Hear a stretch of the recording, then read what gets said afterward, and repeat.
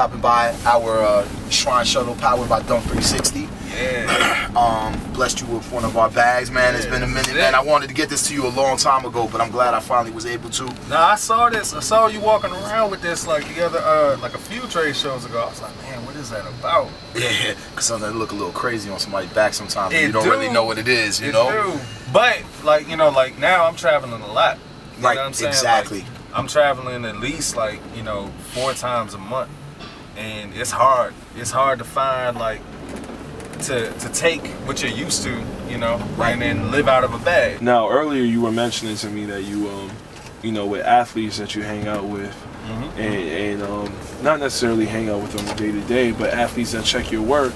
That, you know, these guys like, you know, Victor Cruz and stuff like that. Like, shout out to Victor Cruz, shout out to Jared Jack, you know.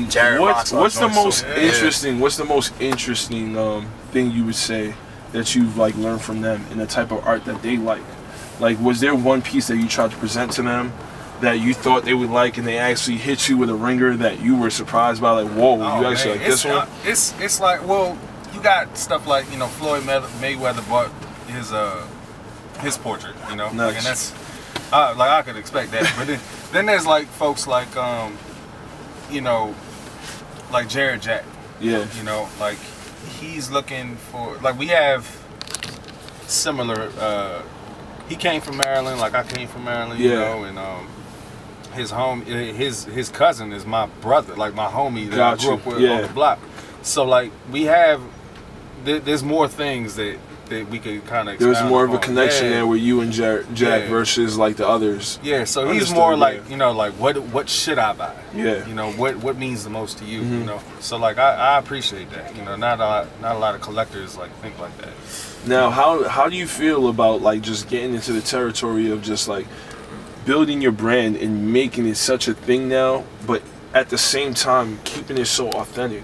Like working with like credible people, like in the space of jewelry, like you have Mr. Flawless, like you have these guys. Like, how is that to you? Like, and for someone with the vision that you've had, and you know the relationships that you had, where you worked with L that you mentioned for a few years before this thing really took off.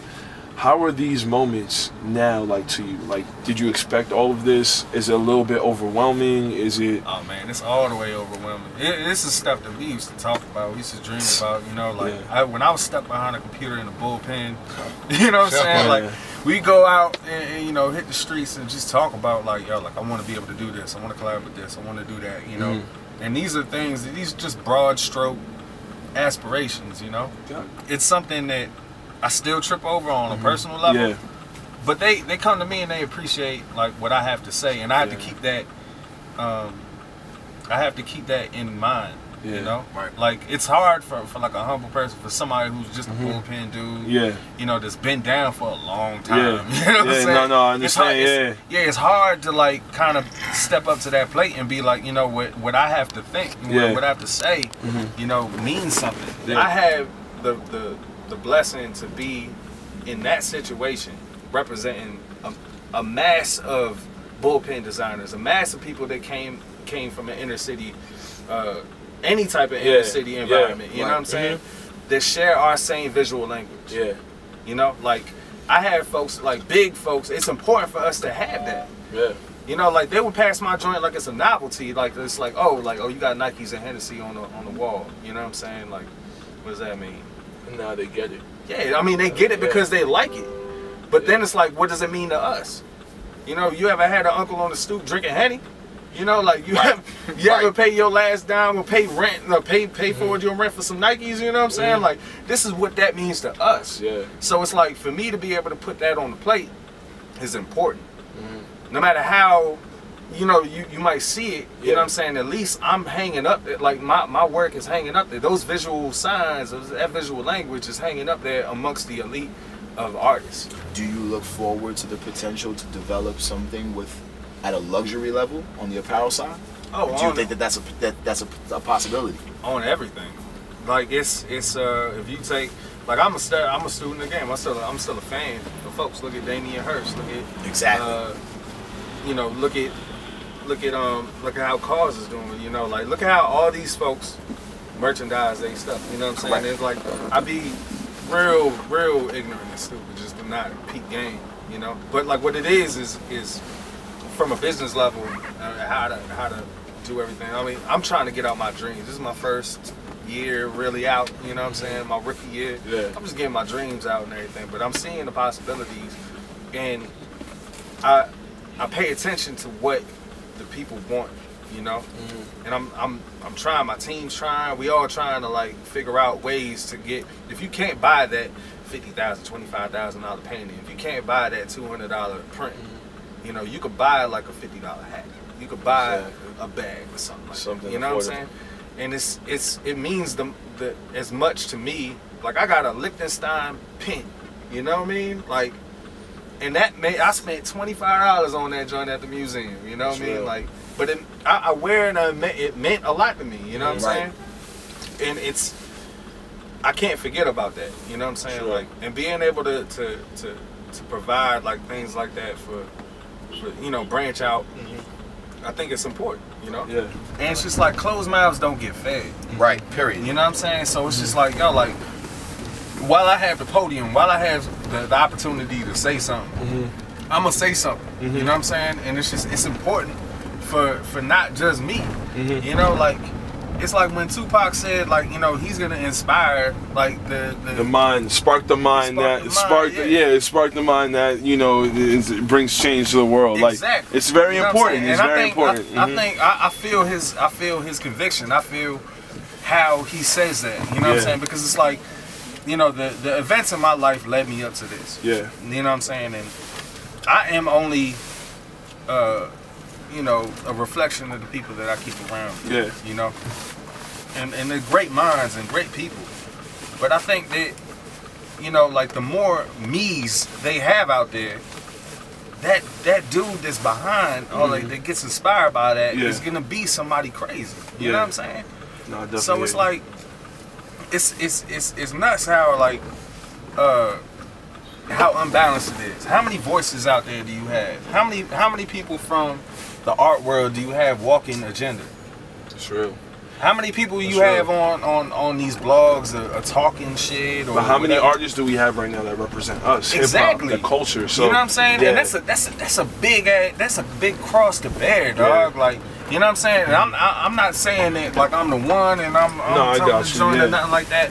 But it's like if I could wake up a bunch of other artists, Jay West, BK, like a bunch of other folks from my generation that come from our circumstances, you know what I'm saying, and speak our visual language, you know, like, then the better off we'll be. What's the next generation gonna be like?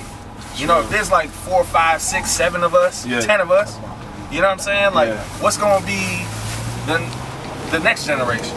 It's real, man. It's hard because like I started this shit off of the shit that I like. Got it. You know, the stuff that I like is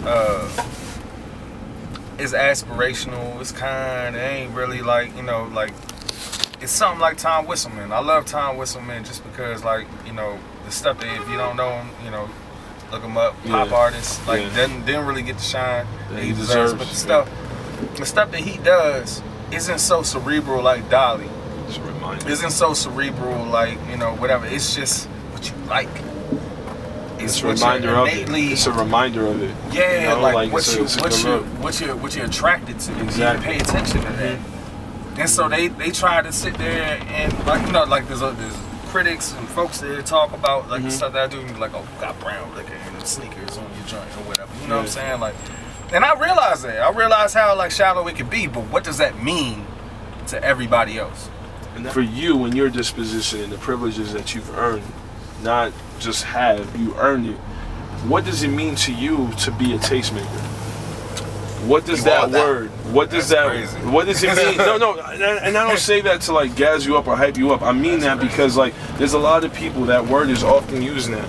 Yeah, where, you know, since 2010, in my opinion, I feel like that word's been super overused. You have brands now that literally will hire you to like pay you some money to tweet something dope for them. Right. Like so, like my thing here is like, okay, I'd rather ask some of the people who get this all the time. Right. What does that title, even if you don't own it or not, what does that mean to you to just be that person that could literally like change the scope for maybe if it's not 6 months, 12 months, 14 months of how culture moves.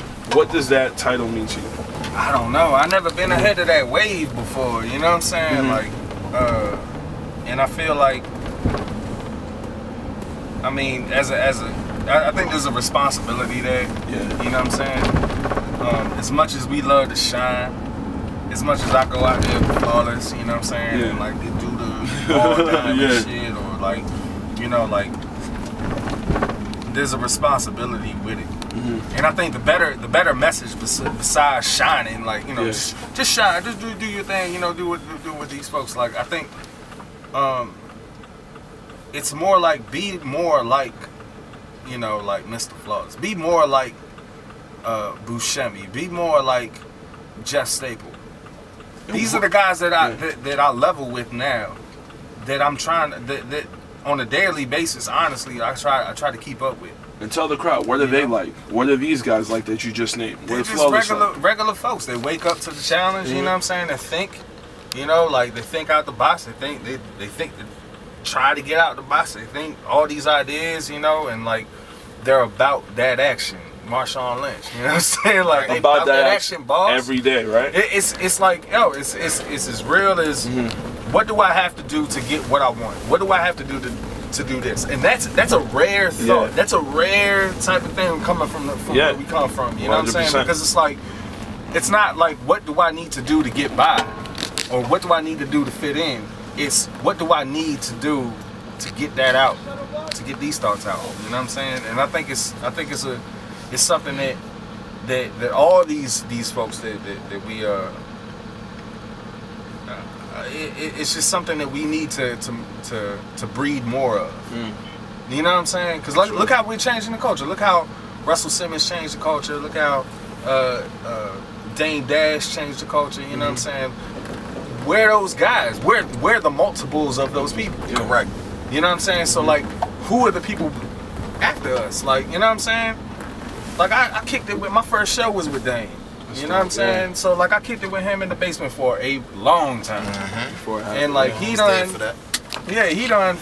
told me so many things. And as much as people don't want to credit Dame for anything or whatnot, I spent 3 years with Jay. Right. You know what I'm saying? Like, you know, like I'm out here with Emery. You know, like it's these guys are special. They're special because they push the culture. You know what I'm saying? They push the envelope for what the possibilities of everybody else is.